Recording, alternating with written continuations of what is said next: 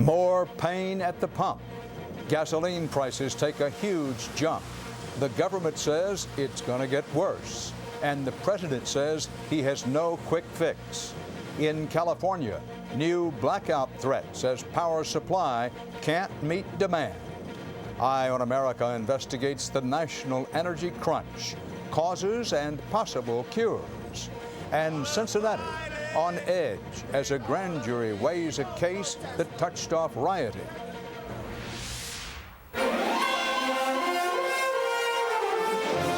This is the CBS Evening News with Dan Rather reporting from CBS News headquarters in New York.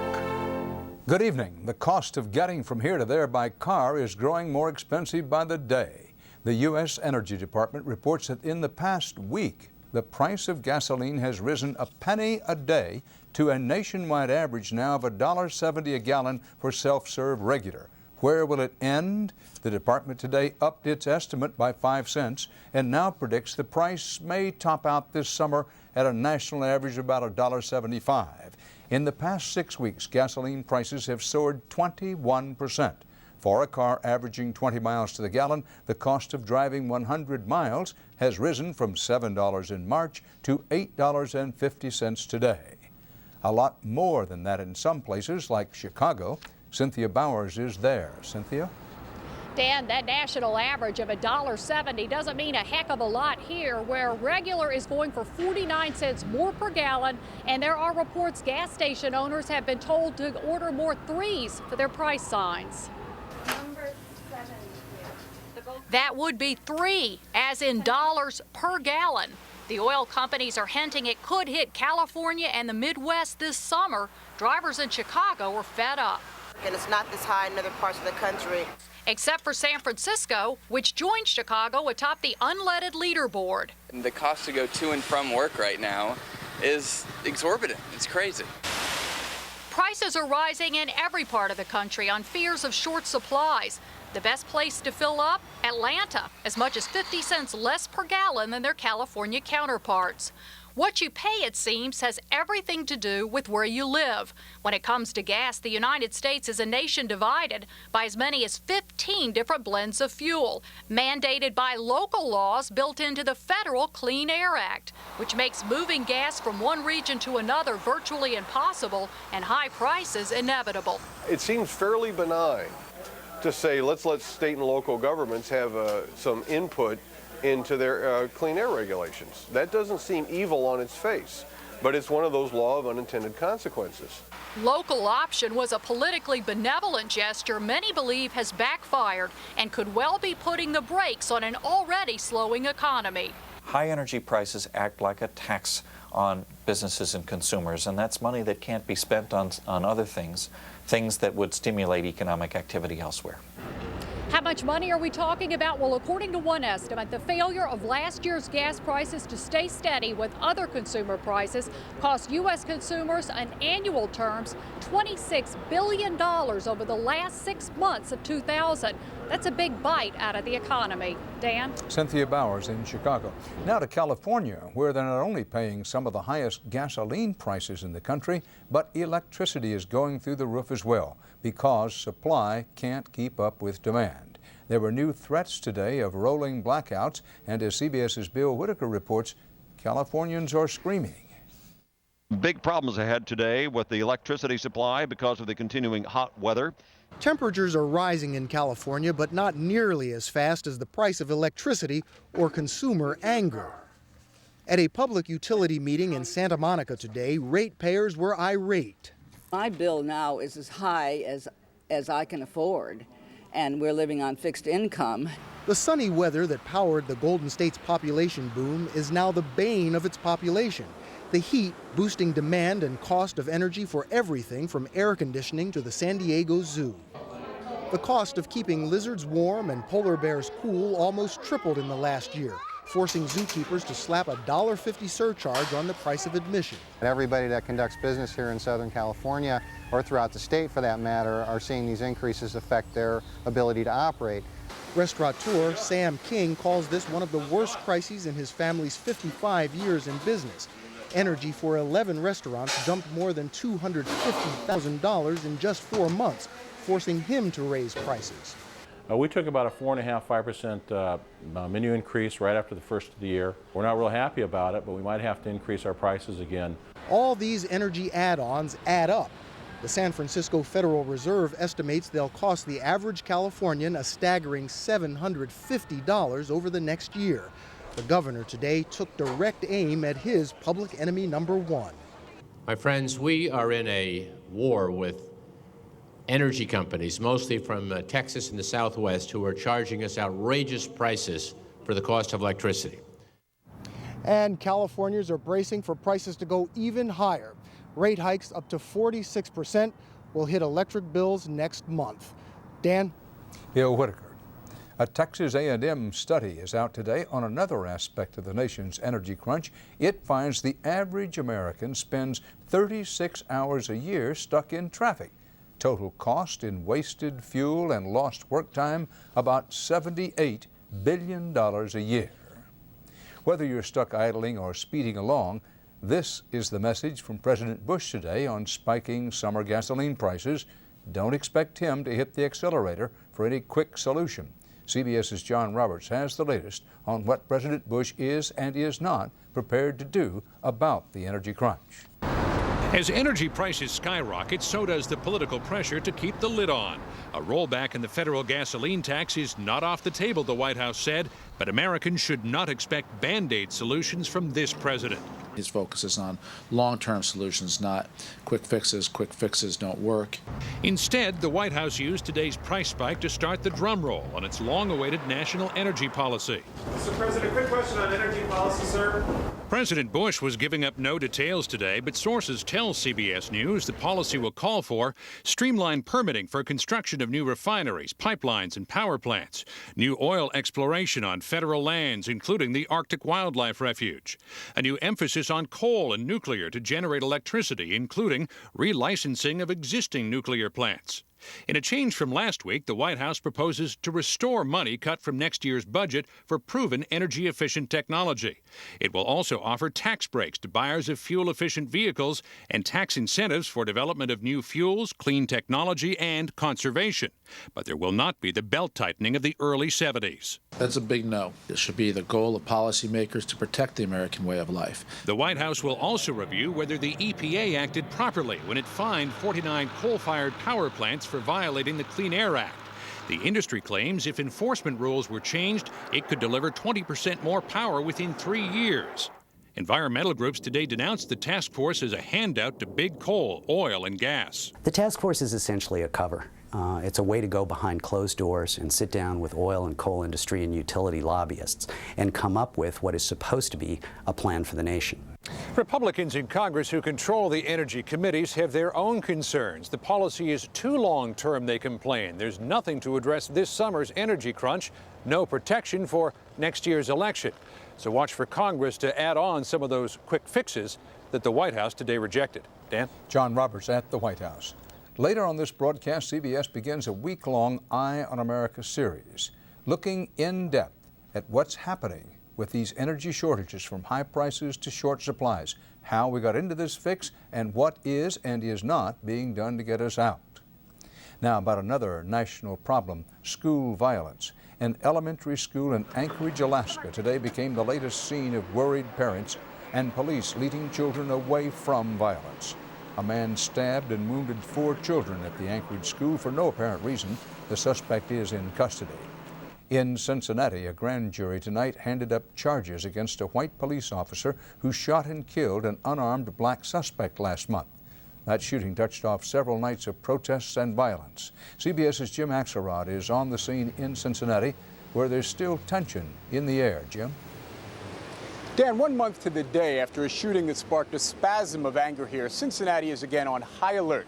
Tonight, a grand jury's decision to indict a white police officer on misdemeanor negligent homicide charges and not felony murder in the shooting of a black suspect is raising tension and anxiety levels here.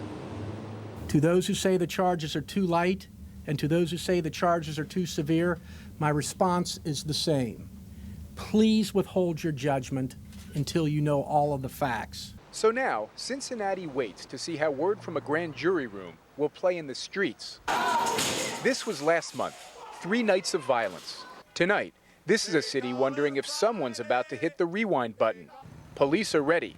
Downtown looks like a hurricane's coming. The message is real simple. You have to respect the process of law. You must respect the decision of the grand jury, and people should abide by the law. Cincinnati started simmering last month when 19-year-old Timothy Thomas took off running from the police, wanted on 14 misdemeanor warrants. Officer Stephen Roach was part of the chase. He says he thought Thomas had a gun. He shot him, dead. Thomas was unarmed, and Cincinnati became unhinged. Thomas was the 15th black man killed by police in the last 6 years here. It took a dawn to dusk curfew to calm the situation, at least until tonight. One simple question was why, and as of right now, the police still haven't given me my answer on why.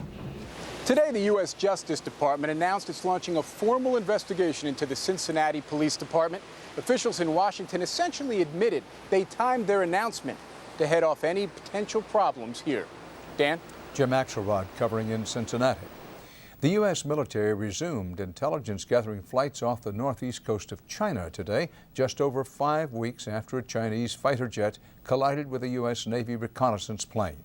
This time, it was a U.S. Air Force jet, crammed with electronic eavesdropping gear. It met no Chinese aircraft and returned to base. As for the damaged Navy plane still in China, technicians who examined it last week estimate repairs would take 12 workers about 10 days. Still ahead now on the CBS Evening News, praying for peace in the ruins of a church shattered by war. And Eye on America, the energy crunch. Can the rest of the U.S. escape the California calamity? The U.S. State Department today accused both Israel and the Palestinians of perpetuating their bitter conflict and undermining efforts to end it. But the violence went on, and as CBS's David Hawkins reports, the latest victim was far too young to understand what was happening or why. Shrapnel from an Israeli tank shell killed her instantly. Iman Hedjo was 4 months old, the youngest casualty in 7 months of fighting. The baby's mother lost her legs. Her brothers and sisters and several other children were seriously injured. Israel says it attacked the Palestinian refugee camp where they lived in the Gaza Strip in retaliation for mortar fire from the area. There was nothing whatsoever for this bombardment of the Israeli tanks. It's absolutely unfounded that mortar shells were fired. Israeli Prime Minister Ariel Sharon said he was sorry and that he was sure Israeli troops did not intend to harm children. To demonstrate what it's up against, Israel today displayed heavy weaponry captured over the weekend aboard a fishing boat headed for Gaza. The Israeli Navy says the arsenal, which includes rockets, bombs, handheld anti-aircraft and anti-tank weapons, was sent by a pro-Palestinian terrorist group in Lebanon. That kind of firepower is forbidden to the Palestinians under previous peace deals and would certainly take this conflict to a whole new level. David Hawkins, CBS News, Tel Aviv. Barely 100 miles from today's violence in the Gaza Strip, a would-be peacemaker, Pope John Paul II, pressed on with his visit to Syria. And as CBS's Alan Pizzi reports, the Pope again displayed a commanding presence despite his dwindling strength. Pope John Paul II came to one of the most contentious front lines of the Middle East today to pray for peace in a war-shattered church. In a voice weakened by the rigors of his pilgrimage in the footsteps of St. Paul, the Pope asked God to help all believers find the courage to forgive one another so that the wounds of the past may be healed. The town of Quneitra in the Golan Heights has been left as an open wound by the Syrians.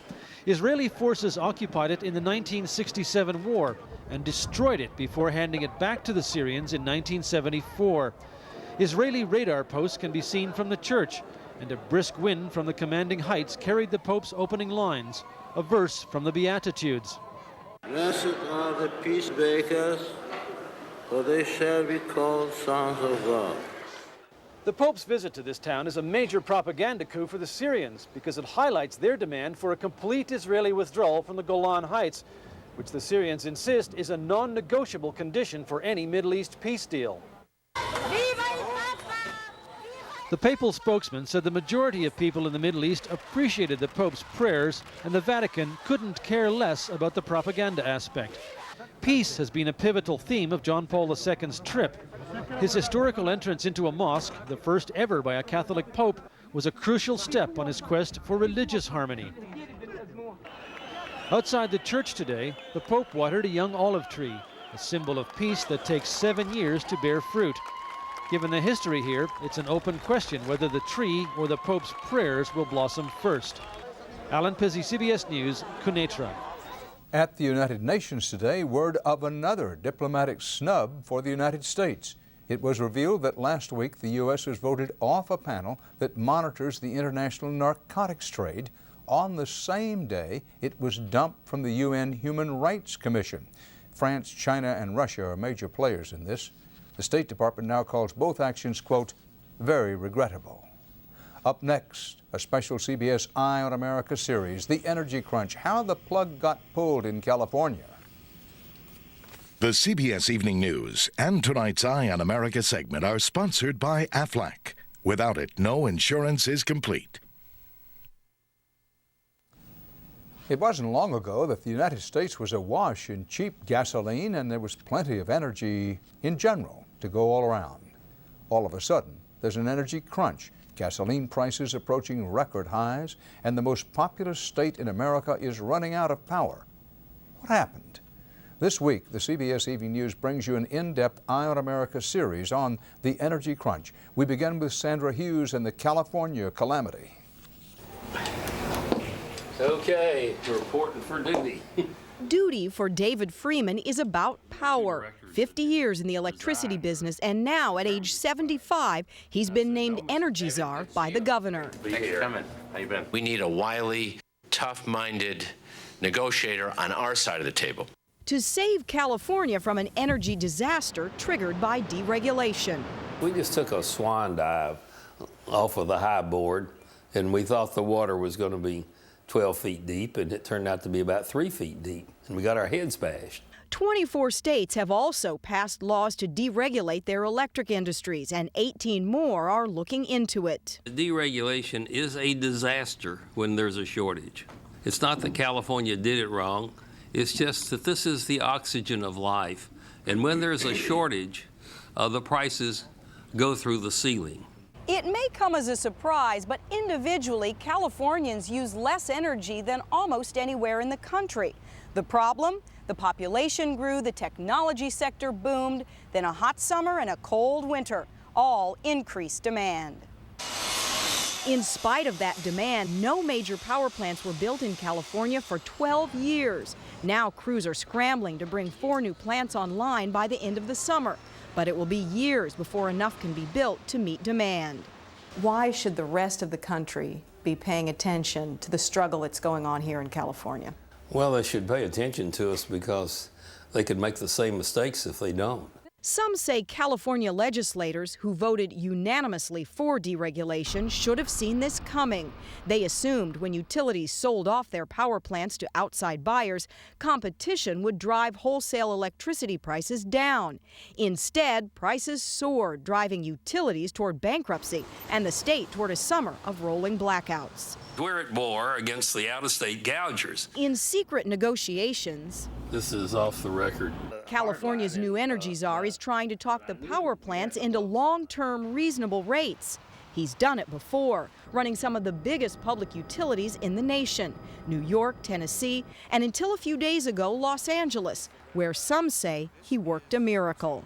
LA's in good shape. We didn't sell our power plants. He kept LA out of deregulation. The city has plenty of power, stable prices, and no blackouts. If you turn off every other light. For now, he says, the only way California will make it through the summer is by conserving. Well, this is kind of like Pearl Harbor happened last week, and we're now at war. He's fighting watt by watt, ready for a showdown with anyone who gets in his way. In Los Angeles, this is Sandra Hughes for Eye on America. There's news tonight about the improving health of older Americans. The government says 6.5% fewer people over age 64 need help to keep up with their daily routines than did just a generation ago.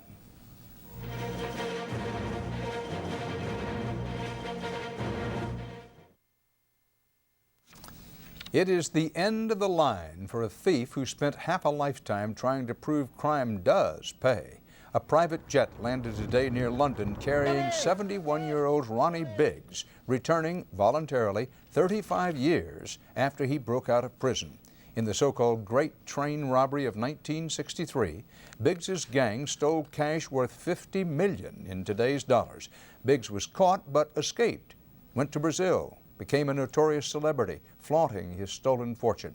But his money finally ran out and his health failed, so tonight, Ronnie Biggs is no longer a fugitive. He's getting free medical care in a British prison. Part of our world tonight. We hope you'll put the CBS Evening News on your must-watch list every day. Till tomorrow, Dan Rather reporting. Good night.